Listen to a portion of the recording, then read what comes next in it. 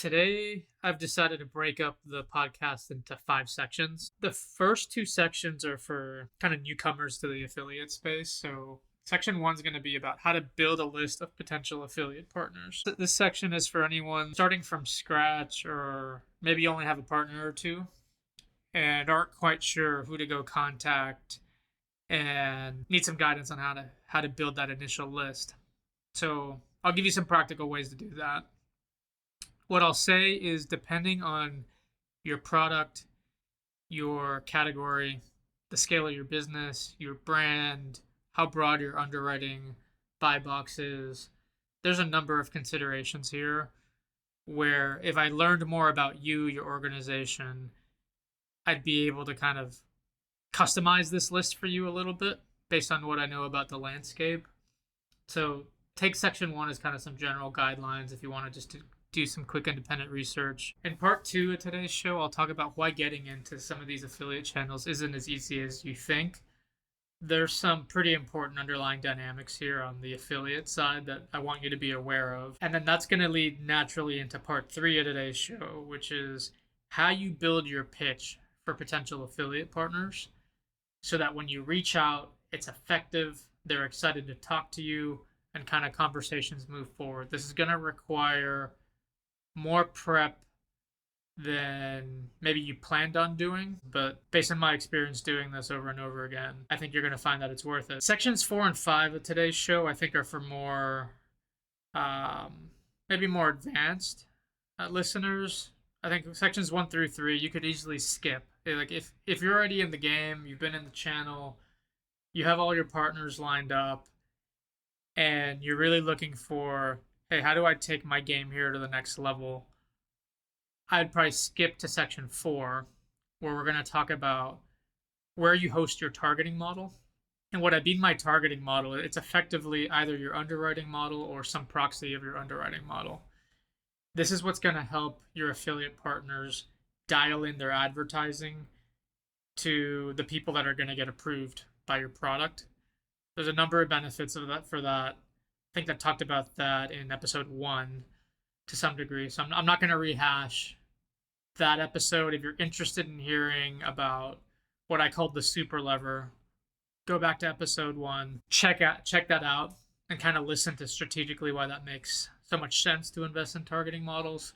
Today, we're just going to be talking about what are your options and what are these providers saying publicly about what they do. And then section 5, we'll close out with some guiding principles. So me and my business partner, Robert Sezo, we run a consultancy / advisory / agency. We don't really know what to call it yet. Been doing this for roughly a year. But the nature of our conversations with our partners often involve targeting models, how to build them, how to optimize them, how to manage them, how to scale them. So I see lots and lots of issues and challenges here, and I just want to give you just stuff to think about right out of the gate. If you haven't built anything yet and you just need a few tips on what to think about as you get started, I think this section is right up your alley. So with that, let's get right into section 1. So how to build a list of potential affiliate partners. Look, if I were to keep this really simple, I'm going to start with Google.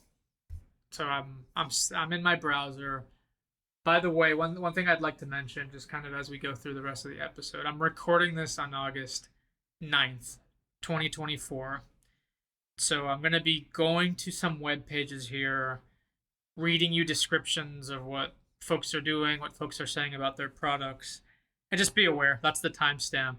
We're looking at August 9th, 2024. All right, so again, back to how do I build my affiliate list. Let's just say I'm a rewards credit card issuer. What I'm going to do is go to Google and just see what pops on like the first 2 to 3 pages. And what I'm looking for here is a couple things. One is I want to see results that aren't lenders themselves. That obviously isn't going to help you. You know, if you're a fintech card issuer, you're not going to go list your product on CapitalOne.com. That's one of the results I'm staring at right now. So you want comparison shopping. Ideally, you want affiliates that are buying ads from Google. that shows you that they're invested in scale and really driving as much audience as possible to their products. And then you're going to want some confirmation around, well, how much traffic do they actually drive? How many accounts could they do for you? Generally speaking, two ways of doing that. One is just looking at public filings, and two is just going to be, signing the NDA with each of these potential partners and just asking directly, how big is your marketplace? How much traffic do you do? They're going to ask you a bunch of questions about your funnel, your underwriting, and that'll help them dial in and give you an estimate. But what I found is affiliate partners tend to be very open when it comes to the broad range of results you might get. They're never going to know for sure until they launch your product, but I found that the range is usually right there in the right zip code. We're searching rewards credit cards. I'm just going to read to you. I'm in Google. I see NerdWallet. That's a marketplace. I see Built Rewards. That's a provider. I see Capital One. I see Forbes. So 2 out of the 4 sponsored ads here on Google are affiliates, i.e. Forbes and NerdWallet. So now we're in the organic results. US News Money, that's an affiliate for sure. Chase Bank. NerdWallet, we're seeing them again. Credit Karma, well-known affiliate. Wells Fargo, provider. Bankrate, well-known affiliate. CNBC, Yahoo Finance, Forbes. Now I'm on the bottom of page 1, and I see The Motley Fool, American Express, and Bank of America. If we go to page 2, now I'm looking at the Points Guide, Bank of America, Visa.com, The Motley Fool, Capital One, American Express, US Bankrate again. So if I were to go replay the list of affiliates here for rewards credit cards, kind of off the top of my head here, we saw Bankrate, we saw NerdWallet, we saw Experian, we saw Credit Karma, Points Guy, Forbes, CNBC, US News Money. Look, that's a pretty reasonable hit list. If my partner manager came back to me and said, "Hey, Carlos, I want to, I'm considering doing some affiliate marketing. Here's my hit list. I want to go talk to these folks," I'd be nodding my head and saying, "Yeah, that sounds pretty reasonable for that category." So other things you can do to build your list, the same exercise we just ran on Google, you could go do the same thing on Bing and Yahoo. People sometimes tend to forget that a non-trivial amount of search happens in those two search engines. Third, I would say consider going to some of these conferences and just meeting with people in the industry who can kind of guide you. This stuff moves fast, things change. Some affiliates kind of struggle and pull back on marketing materially. Others, get into growth mode. New affiliates pop up all the time. So kind of making friends in the industry will help you get acquainted with what's going on. So Affiliate Summit East, Affiliate Summit West, those types of conferences can be helpful. If you need help building a list for your specific business, I'd be happy to chat. My contact info is in the show notes.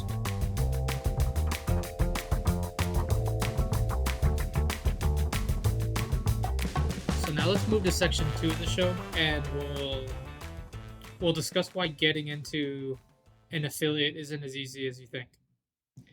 So let's just first start off with who you're trying to chase down at the affiliate.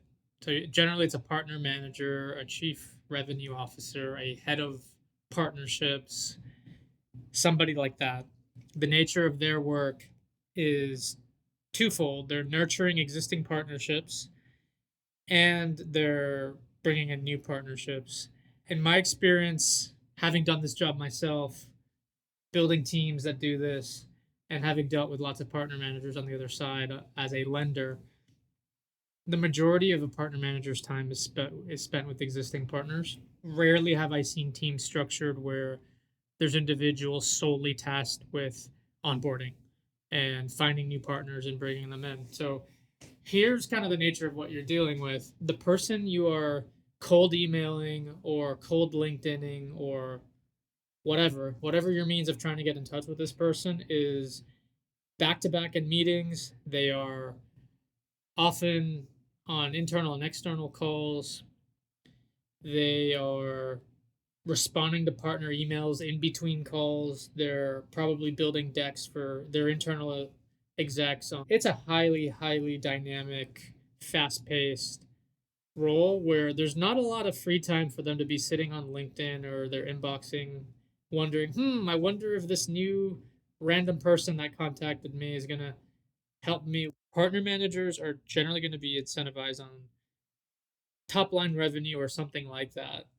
And the easiest way for them to move the needle on that is going to be through existing partnerships, either by negotiating a CPA or launching an integration, or it could be a limited time offer. There's a number of different things that that partner manager could be working on that's going to hit their bonus, hit their compensation. Rarely, if ever, are their quarterly goals onboarding the partner that reached out to them yesterday in their inbox. Their boss doesn't know about that partner. Their boss's boss doesn't know about that partner. Your email is going to be a distraction to this individual 99% of the time. So that's just what you're up against from kind of a, from a human, who you're dealing with perspective. If I take a step back and let's just architect for a second the revenue model of an affiliate marketplace. They have an audience hitting their pages, and their goal is to monetize that audience as best they can. Normally, they're dealing with a basket of offers that they already have through existing relationships. And when you come in as the new partner, they know because they've seen this many, many times before, the chances your incremental revenue to them are pretty low. More likely than not, you come into a category with 9 partners, and then your product is the 10th product, and revenue just redistributes among those. Used to be 9, now it's 10 products, but the top line for that affiliate partner probably doesn't move. It's just a redistribution thing. So look, it's good. Affiliates want diversification in their revenue. So if they only had, say, 1 partner or 2 partners in the category, and you're their 3rd partner, they're probably psyched about that. Not necessarily because they believe they're going to get incremental revenue, but because they know almost for sure that you're going to diversify their revenue pool in that category. If you can diversify their revenue, that's a selling point. If you have just a materially better funnel, okay? So let's say the average product in your category monetizes at 3%. 3% of clicks turns into approved customers and thus revenue for the affiliate. And you come in and say, I have a unique product. I have an awesome application flow. My targeting's really dialed in. You have the right data. I've done my research and my homework. And I'm going to convert this thing at 9. So I'm going to convert at triple. They're really going to take a close look at you because the opportunity to triple the efficiency in a business is unusual. And if true, and if it worked out at scale, they're moving the needle dramatically on their top line revenues. So revenue diversification, funnel efficiency. Third category here to kind of get them excited. And now we're kind of bleeding into like how to pitch your potential partner. So we didn't formally transition from section 2 to 3, but whatever, here we are. And just adding to the revenue incrementality piece of this. Yes, if your funnel's 3x better, that definitely works and that will be exciting. But another thing that's guaranteed to add incremental revenue to that affiliate is if you serve an audience that nobody else serves in their marketplace. And this just gets down into nitty gritty of underwriting and buy boxes and things of that nature. But generally speaking, the classic example of this is, hey, I'm a fintech lender and I figured out a way to underwrite 540 to 560 FICO. And I have specific alternate data and I have ways to manage the risk and I do some stuff in my pricing, whatever the story is, right? The story doesn't matter. But if you can convince the affiliate partner that your approval rate is healthy in that FICO band and they go look at their data and they see, oh, wow, our baseline approval rates in this FICO band are 3%. And these folks are claiming to approve it at 20. You have a very natural conversation. So the third pillar of your pitch could also be the fact that you offer a product or a feature that nobody else offers. So as an example of this, let's say I come in and I'm a credit card issuer and I say, hey, look, I've designed a credit card where my customers earn, I'm not going to go crazy here. They earn 15% on gas, groceries, dining. Okay. The affiliate's going to look at that and say, okay, wow, your funnel may not be any better. Your underwriting may not be any better. Your brand may not be any better. But you offer something fundamentally different that I think might attract a section of my customers disproportionately. You know, it's genuinely something I want my customers to have access to. Nobody else does that. So now I'm compelled to add you, even if I don't think you diversify my revenue or you add to my top line, because your product's cool and I want my customers to have access to it. So that could be a third pillar of your pitch. And then a fourth, and this one requires just a lot more understanding of the particular affiliate you're dealing with, and I think is most relevant to technology, fintechy type companies that can hustle when it comes to building tech integrations, that sort of thing. The story you're looking to build here for the affiliate is, hey, look, through our conversations, you've told me you want to build this really cool, unique experience. Let's just say, for the sake of the example, the affiliate wants to build a really clean, linear way for the customer to add the credit card into their Google Wallet or their Apple Pay after they've been approved in the application. That clearly would require a lot of integration between the lender and the affiliate.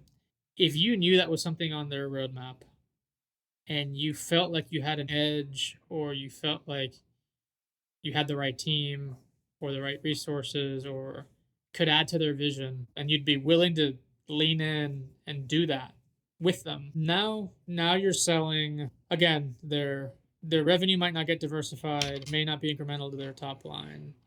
Maybe the product you're offering isn't all that differentiated, but if you can help them build an experience that they think could be scalable among other partners, and you're kind of their co-design partner, co-builder in the early stages, like, that earns you a lot of credit in their eyes and makes it more likely they may onboard you. Recapping here, let's just kind of go through what we've covered so far real quick. We talked about how to build a list of potential affiliate partners. We talked about why getting in isn't as easy as you think. And then we talked about how to build a pitch for your potential partners. So now let's move to section 4 of this episode. Let me just kind of give some high level context here before we go too deep. So what I'd like to do here is talk through some specific players out there that effectively can help you host your targeting model. But again, I want to motivate, like, why are we even talking about this? Why does this matter? We've gone through this in some prior episodes, but let's hit it in 30 to 60 seconds here. Again, the fundamental idea when you're doing affiliate marketing is you want to be the most efficient product out there. And by efficient, I'm generally talking about when your ad is served, that's kind of your denominator, number of impressions served. Your numerator is how many conversions do you generate for the partner. And you could even go farther. You could say, how many dollars am I generating for the partner? So our metric here is RPI. And we've talked about this a little before. Not all the affiliates optimize on RPI. Some of them optimize on revenue per click or some other algorithm that kind of is a proxy for that, or is a proxy to relevance. There's all sorts of ways these affiliates could decide to distribute their impressions. But if we ever had a doubt and just needed a simple model, I kind of always anchor back to RPI. A, it's simple to think about, and B, it's just kind of would make sense for most marketplaces to optimize around it. Anyways, if we're optimizing for RPI, one of the most critical things we can do is get our approval rate up. The reason we want to get our approval rate up is once we, like, if our baseline approval rate is 25, 30, and we get it up to 80 through targeting, our efficiency, our RPI basically tripled. So that's great. Furthermore, once I have my approval rate much higher, I can communicate the offer to the customer with a different level of certainty. I can tell the customer, for example, that they're very good, or they're amazing, or they're outstanding, or I could even go as far as saying pre-approved. Once I signal that high certainty to the customer, so now I'm compounding that roughly triple benefit I got on approval rate. I'm compounding it with click rate benefit. And I'm also going to see higher application rates because the customer is going to be more motivated to go through now that they know that they're very likely to be approved on the other side. This is why targeting models matter so much. It's because that approval rate metric, once I move it up materially, like we talked about, 30 to 80, my click rate goes up, my application rate goes up. It all compounds together. We went through this in a prior episode where we think we can get 4, 5, 6x leverage simply by getting obsessed with the super lever on approval rate. All right. So that's the motivation. That's what we're talking about, targeting models and hosting. What I'd like to get into here is like, all right, like where do you even go do this? Where do you go host targeting models? How does this stuff work? What I'll say is, unfortunately, there's not a lot of stuff that's out there publicly. I'm going to share some of what I found here today. But what I'd like to do on this podcast is get the operators of these hosting platforms, these targeting platforms, on the show so that you can hear it directly from them, how these platforms work, what data they have, who can use the platforms, what benefits do they have to lenders, what other features do they have embedded in these targeting platforms, how does it compare to direct mail, what credit bureaus do they work with, so on and so forth. You can start to see the number of questions and layers to the onion we can start to unpack. If you're an operator at Credit Karma, Experian, Monevo, Eagle Data, MoneyLion, Credit Sesame, those are just a few off the top of my head. If you're an operator at an affiliate that runs hosted models, I'd love to talk to you. I'd love to have you on the show.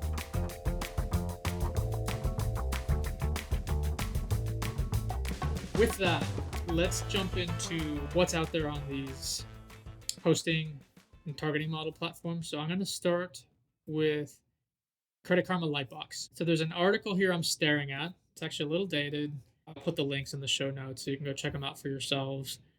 And also just so I'm documenting where all this stuff came from. So we're on creditkarma.com. The August 31st, 2021 is when this article was published, and it's in Credit Karma's press room. Credit Karma welcomes Team Bitmatica. Okay, so I'm not going to read the whole article here, but I'm going to read some snippets that start to talk about Lightbox, so you have a feel for how Credit Karma talks about this. So here we go. Now I'm quoting. Lightbox allows lenders to leverage thousands of de-identified data points from Credit Karma members to help us provide our members with greater certainty that they will be approved if they apply. The Bitmatica team will be working on improving Lightbox workflows in order to make the platform easier for Credit Karma's various financial product partners. The Bitmatica team will also be aiming to help Credit Karma's financial product partners customize Lightbox offers for the specific needs of our members. Lightbox provides three crucial elements: certainty, control, and speed that help our partners and members alike. Here's how. Bullet 1, certainty. Members can apply for financial products that they have a high likelihood to be approved for, which helps eliminate much of the uncertainty involved when applying for financial products. Bullet 2, control. Lenders have traditionally targeted consumers through slower marketing channels like direct mail. With Lightbox, lenders can set parameters for the type of borrowers they'd be willing to lend to and make adjustments in real time as market conditions or other factors change. This gives them control of their business in a way that didn't exist before. Bullet 3, speed. Historically, banks and other financial institutions have not been equipped with the tools needed to make quick changes to their marketing strategies. Changes that used to take weeks, requiring manual updates and engineering support, can now be done through Lightbox in minutes without the help of an engineer. This ability to make changes quickly helps businesses react fast, limiting the risk to the business. This was a key differentiator during the most uncertain times of the pandemic. And then they close with a couple paragraphs around joining forces with Bitmatica. It's not really about Lightbox. I'm not going to read the rest. Let's skip next to Monevo. I'm going to Monevo, Monevo.com, and let's read. So I'm on their homepage, and I'm going to be quoting now as I read through their homepage. The headline banner: Next Generation Credit Pre-Qualification Platform and API. Monevo empowers over 150 credit providers and banks to host, manage, and distribute pre-qualified credit offers. There's a button that says for credit providers, and then a different link right next to it that says I'm a publisher. Trusted by Red Ventures, Credit Karma, Lending Tree, USwitch, US Bank, Ally are the logos shown here on their trusted by on their homepage. Now I'm reading a tab called For Providers. Host, manage, and distribute credit offers with Monevo's next generation platform. Host offers and credit strategies on Monevo's next generation platform. Update offer information, credit rules, and models in real time. Distribute. White label Monevo's flexible API to deliver your offers to aggregators and other third-party sites at scale. Embed. Leverage and embed Monevo's market-leading white label forms, results, and customer onboarding flows to optimize customer experience and conversions. Grow. Grow customer acquisition by accessing over 2 million new customers each month from Monevo's partner marketplace. See how Monevo could empower your business. There's a button that says request demo, and I'm looking now here, and there looks like maybe there's some case studies. I'll read you the headlines for the case studies. Canopy and Monevo, a partnership to empower renters' financial health. Another one, maybe these are press releases. Plend and Monevo partner to provide more inclusive lending options. Then I'm at the bottom of the page now. See how Monevo has empowered over 150 credit providers and banks. Request a demo button. Okay, that is Monevo. Let's move now to Eagle Data. I'm going to eagledata.biz. BIZ. Their headline, Lender and Prospect Matching with Ease. Eagle Data helps financial institutions deliver the right message and the right offer to the right customer. Schedule a demo button. I'm scrolling down the page. There's a headline that says Lender Benefits and a few bullets. Targeting. Real-time matching of prospects to lender underwriting ensures high approval rates and leads to positive selection. Increase revenue. Optimize your profitability with real-time monitoring. Clean A/B testing. Easily control all elements of A/B testing and control groups. Brand reputation. Minimize the cost of declining offers and maintaining your brand reputation. Account economics. Optimize your economics at an account level. The bottom banner here says schedule a demo. Customers will be required to sign an NDA prior to receiving a demo from Eagle Data. Then there's a schedule a demo button. Our industries listed: credit cards, personal loans, collections accounts, auto loans, student loans, home equity, and retail financing. This goes on. I'm not going to read all this, but there's a banner around world-class security. In good company, it says 8 credit card companies and 12 lenders. Consumer benefits. And again, we have a schedule of a demo. And there's an email here at the bottom of the page and a phone number. Another platform I'm familiar with here that does, or I guess it's investing in hosted models, is MoneyLion. And I'll read you a snippet from their CEO, Dee Shuby.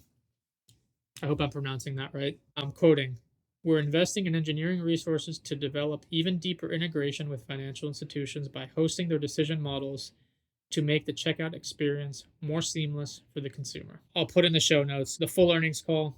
He doesn't expound too much on this in the earnings call, but it does signal their investment in hosted models. Lastly, I'll just mention Experian Activate and Credit Sesame Connect. These are 2 other publishers / hosted model platforms that I'm familiar with. I looked around, I couldn't find almost anything that's public around these. So if you're an operator at these 2 marketplaces, I'd particularly love to speak with you around Activate and Connect and learn more about how they work, how they're different from some of the other ones I've mentioned that are out there, and how lenders could partner with you to bring these targeted offers to your customers. So that's kind of what I was able to dig up here on hosted. I want to leave you with some questions to ask these hosted model providers. I assume if you're interested in building out these programs, you're going to be reaching out to these folks and kind of having conversations directly with them on how their systems work, and whether or not it might be a right fit for your product, your organization. Here's some questions I would recommend that you ask as you approach them, just so you kind of round out your understanding of each of these options. So the first one is just kind of getting into going straight to the data. You're going to want to know what credit bureaus they work with, not only which bureaus, but what exact attributes. So the way to ask this question often is like, hey, can you send me a data dictionary that tells me the exact names of the attributes and the exact definitions of the attributes? Because what you're going to want to do is compare the attributes they have on the front end or in their model building environment or their hosting environment. You're going to want to compare that to your backend, and the more things match, the better. So you'll ask for the data dictionary. For example, let's say you use Clarity data on the backend. You'll want to ask them specifically, do they have Clarity data? If so, which attributes? Next would be, how often is the data refreshed? So are they calling your model in real time? Are they batching data periodically and scoring the data based off of batches?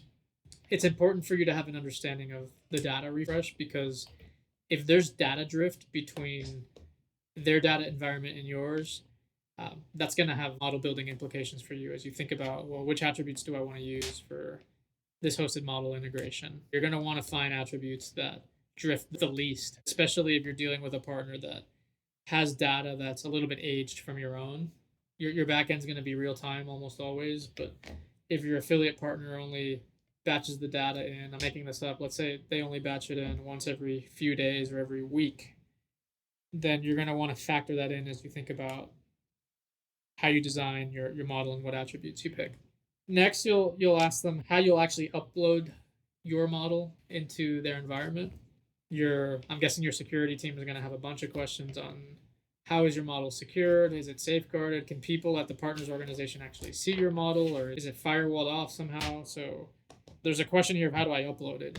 And, is it a Python file? Is it a PMML file? Like, how does this all work? Or do I just give you like C++ or C code and you're going to code it for me? Like, I've seen this done a lot of different ways. So you ask them how you're going to get the model uploaded, and then there may be some related questions there around security. You'll probably want to get a demo of their UI. So not all, but some of these players I mentioned here in today's episode have a UI where you can go in and play with settings and kind of do stuff on your own. If you're a performance marketer, think something like Google AdWords, where you can go in and fiddle around with settings and deploy. So you'll probably want to see that. You'll ask questions around custom attributes. So this is only relevant if you build your own attributes based off of trade line information from the credit bureaus. But you'll want to understand if the affiliate partner will let you build and mimic your custom attributes from the back end into the front end.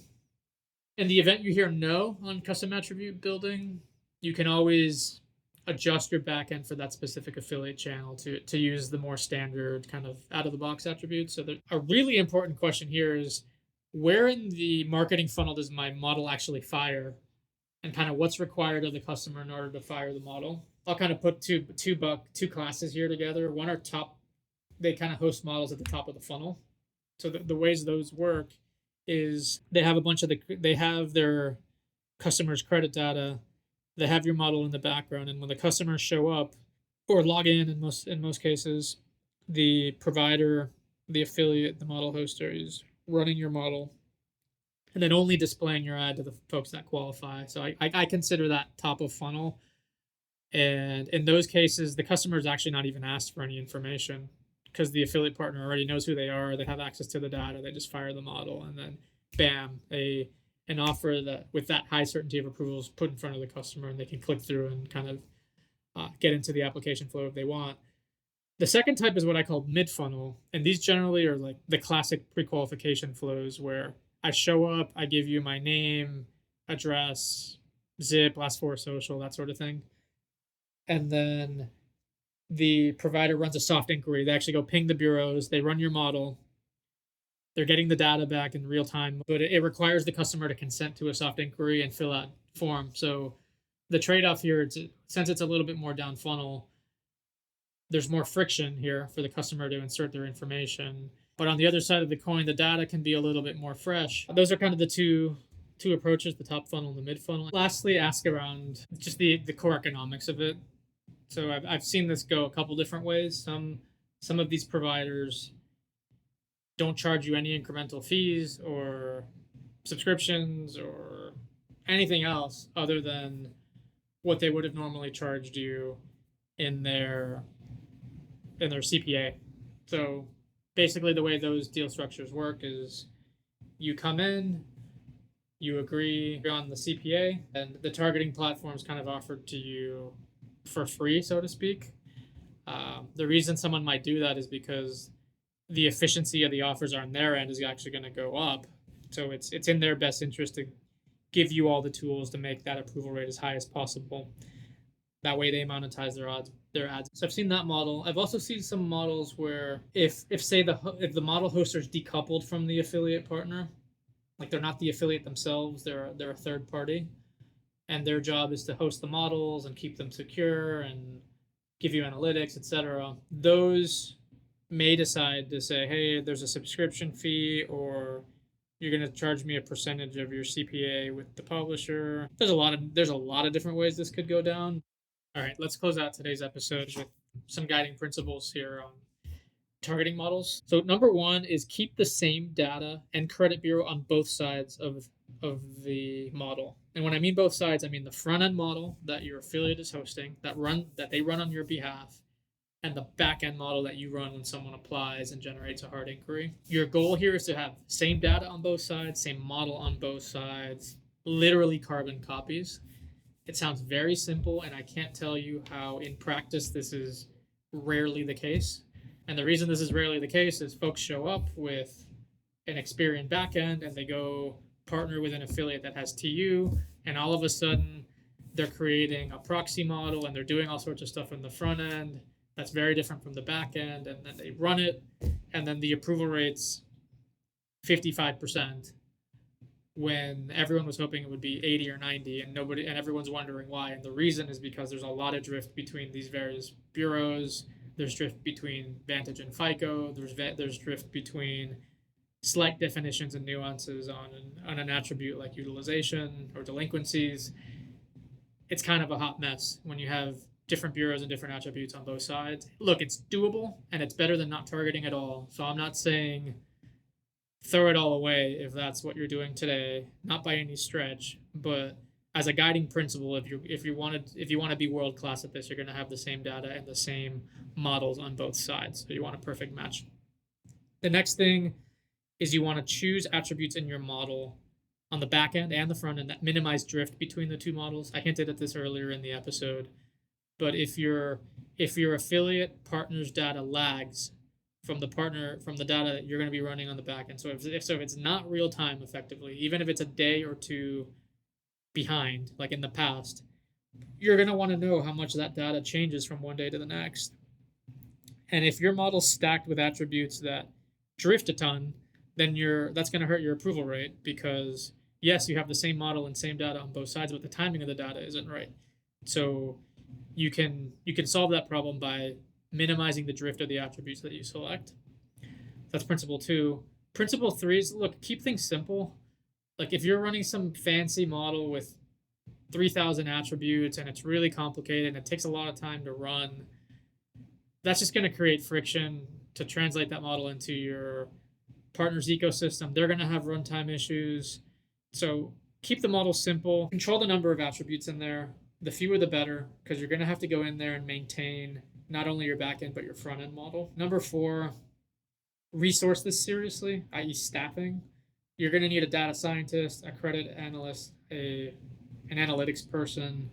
There's real work here in maintaining these targeting models. So if your expectation is that you're going to set it up once and forget about it, you're going to be really, really disappointed when you find that your approval rate drop and you have to go in there and recalibrate the model, or your partner's holding you to a certain approval rate in order to give you the badging on the front end for kind of the approval certainty. So get real staff, get people that know what they're doing. Ideally, they've worked at one of these affiliates that host the models, or they've worked at a lender that has run programs here in the past. If you get new people that haven't worked with this before, consider getting outside help. to help you do this right. I'm happy to talk to you if that's a place where you need some help thinking through it. And then the fifth year is consider building bespoke slash custom backend models for your affiliate programs. Earlier, I said keep this simple on the back end and just in general, but that doesn't mean you have to dumb down your risk model in general.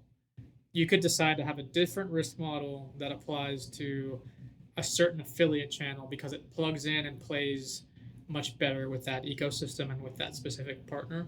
I'm not a legal and compliance person, so if there's challenges with that, obviously heed their advice on whether or not that's kosher. But from a pure business perspective, that's what I would be looking to do, is keep a fairly simple model that's highly aligned with the affiliate. Maybe I lose a point or two on risk prediction or sloping. Operationally, it's going to be worth it in most cases, because your model is going to be more aligned, your approval rate is going to be much higher, and as a result, you're going to get a lot more throughput from your affiliate channels. So those are the principles I'll leave you with today. If you enjoyed this episode, the best way you can help me is by sharing this with a colleague on social media and just writing a little blurb around what you found helpful and why you think it's worth it for someone to check it out. And then lastly, my business partner and I are super familiar with these models and these targeting platforms and how they work. So if we can assist you or be of any help, we'd be happy to chat. Contact info is in the show notes. So thanks for listening. I'll see you soon.